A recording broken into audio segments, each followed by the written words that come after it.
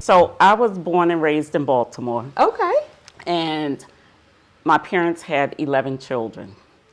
And I am the first girl and the middle child. Oh, wow. So they didn't need the other five. They had their girl. But and when I do remember growing up with my brothers who always tried to make it appear as if I was the irritant or in the way because I'm the girl. So I tease them now and say I was the game changer in the family and right-size things. Yeah. But I had phenomenal parents in the sense that we grew up extremely wealthy, not money. We grew up in which we were exposed to a lot. We experienced a lot. My dad was the breadwinner for the family. I don't know how you're a breadwinner for 13 people, but he was the breadwinner. I can't imagine. And my mom was a master logistician.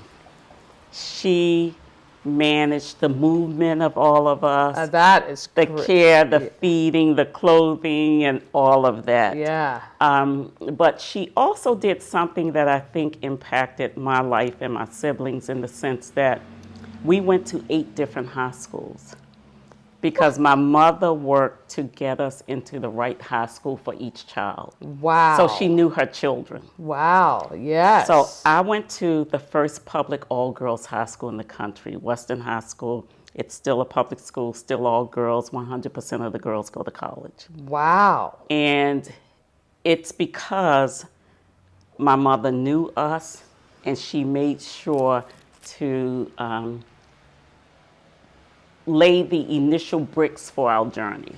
That is such dedication to Isn't your that children. amazing? It really is. I have 2. Yeah. And it's hard to just and I'm trying to manage that. Yeah. You know, but really, how she had that perception to realize, first of all, that there were schools that could accommodate how each of you learned and got, that is amazing. You know, I didn't think about it until later that we went to 8 different high schools. That is impressive. And it was the right school for us. Yes. You know?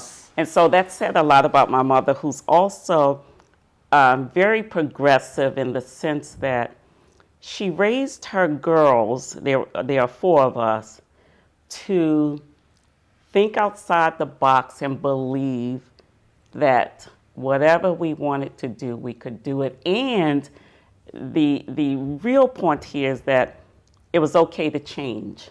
Yes. I didn't appreciate that fully until well into my career when I realized that pivoting was okay. And that's really what she was teaching us. Right, yes. You know, and my parents are the smartest people I know, but they did not graduate from high school. Yeah.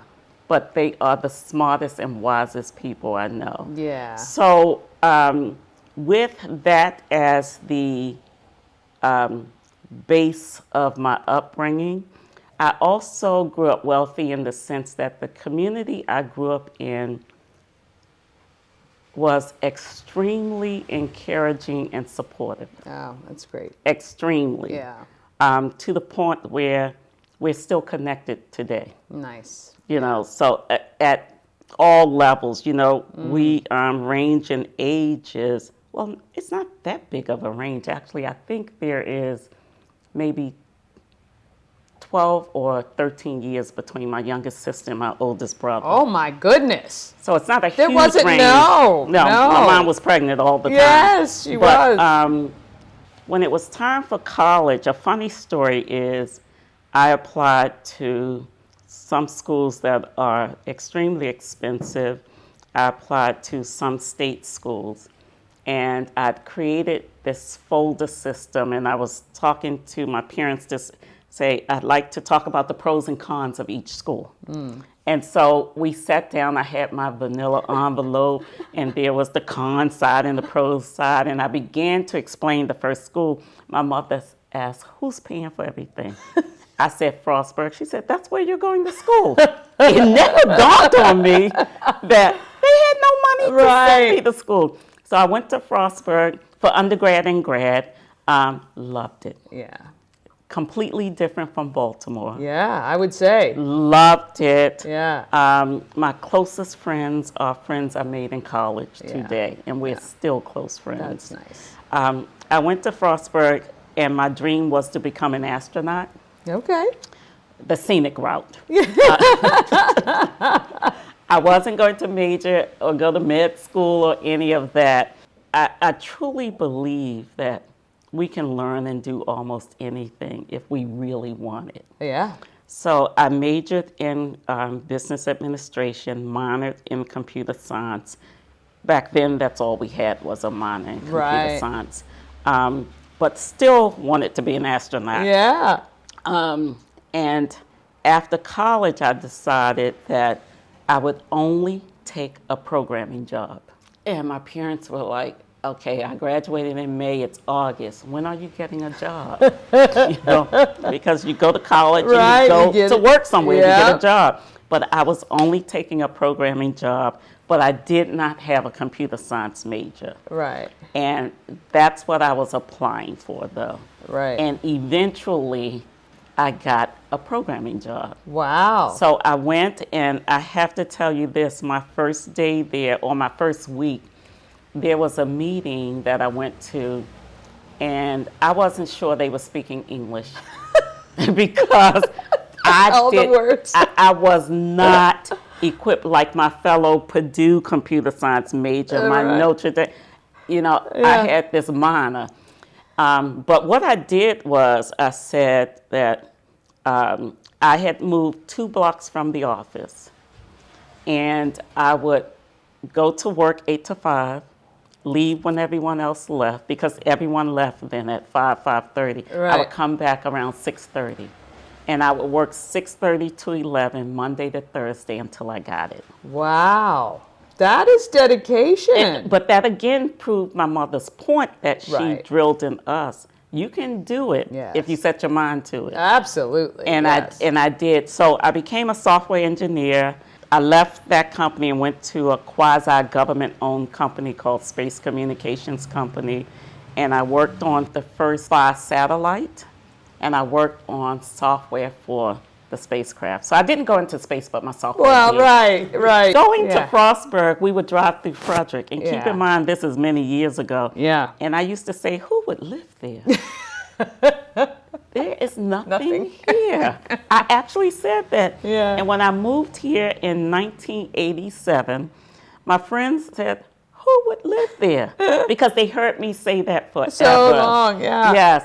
And it has been a great place to live. Yeah. A great place to live, the right place to live, great place to raise my family, great place to have a business, because Frederick is very supportive. Yeah.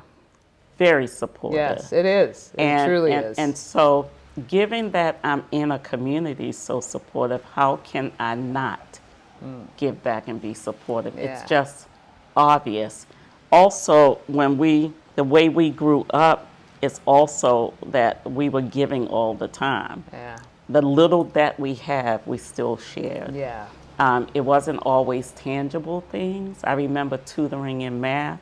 I remember helping with piano lessons. So it was just many different ways to give back. So it's just a part of my life. But that's the key, right? I think that's why Frederick is so great, is that people give what they can, whether it's of themselves or writing a check. And I know a lot of the nonprofits I talk to prefer the people. Yes, the there's time, such value even just there. an hour a month, they'd rather that than the check. So that's a really great lesson too. That's amazing.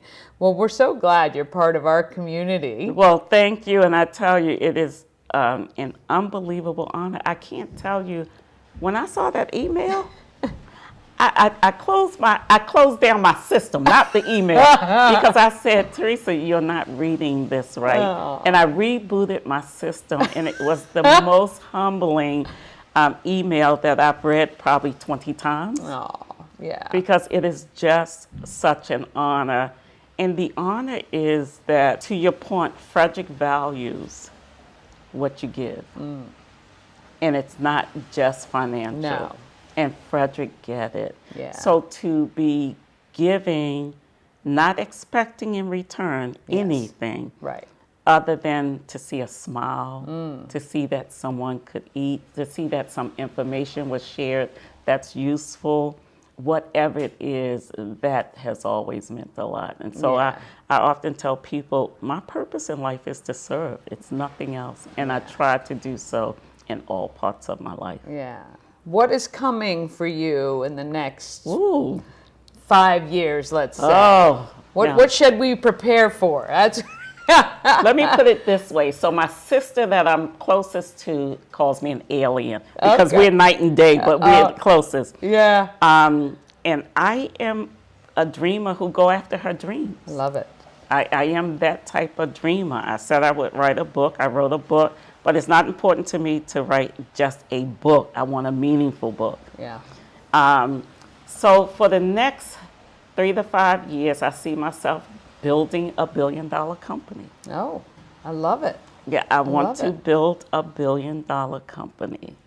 And the important thing is that there are some communities I want to serve, but I want to shift that focus to serving them economically through this business. Nice. So I want to model my business, which is, it's named after the street I grew up on in Baltimore. That's George Street Services. No one is employed is named George. I check weekly. I figured as much. I check weekly. Yeah. But one of the unique things with my company is any employee in the company can say, Theresa, I feel that I can be the director of marketing because of XYZ.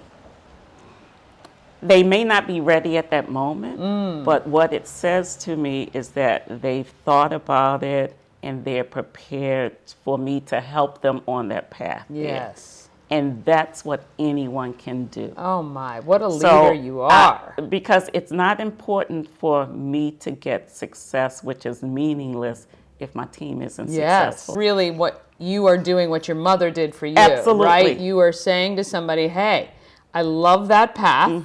Here's what it's going to take. Exactly. And if you're willing to do the work, I am going to support you 100%. And that's what I think my value is. I am not the smartest person in my company by far, and I recognize that. Yeah. I am not as technically gifted anymore because I can't be and run the company. Yeah. But what I can do and what I think I do well is bring the resources that are needed. Yeah, well, that's why you will be a $1 billion company. That's my plan. My dream is to help both areas that I grew up in, Frederick and Baltimore. I already have it laid out in my head. I love it. I will have a big office in Frederick and an office in Baltimore and employ some that may be categorized as unemployable. Well, we can't wait to watch this story get written. I know it's going to be phenomenal. 5 years from now, let's remember I know, this I'm going to come back to you. Because I'm giving myself 5 years. Well, now that I know, I shall check in. That's my community focus. Yeah. And building this company, education development and economic development is an important part of it also. Yes. I'm going to walk Paris Fashion Runway. What? Next year. Nice. Yeah. Love it. What else do I have on my list? I've started thinking again about going up into space because there are so many commercial options now. Yes. Yeah, so I said, maybe I'll look into your name that. In for that? I love it. And then the last thing is, being an entrepreneur, it never leaves you. But I think it's important for me to help others grow their business because small businesses hire most people. Our employment base is really made up of employees at small business. Yes.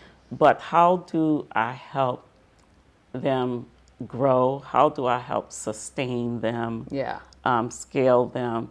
That is my passion. Yeah. That was the whole purpose for my starting this show. Is I'm very passionate about small business. Yep. So giving businesses the opportunity to let people know who they are. Yep. in a free way. I love marketing, so I'm always here for free advice and ideas and help put them together with other people where things may make sense. So that's at the heart of my entrepreneur journey, and I also want to. There are so many small businesses that are looked over by large businesses, but the $1 billion Theresa company supplier portal hopefully is made up of mainly small businesses. Yes, well, we love that. This is Theresa Williams-Harrison. Yes. And we are so happy to have her as part of our community here in Frederick. To hear more of her story and see the artwork and the videos that are coming, it's going to be excellent, and we can't wait. Your company is George Street Services. Yes. George Street Services. You can look her up. You might want to, see what jobs she has available. She'll take good care of you, I know. All right, we'll see you guys next time.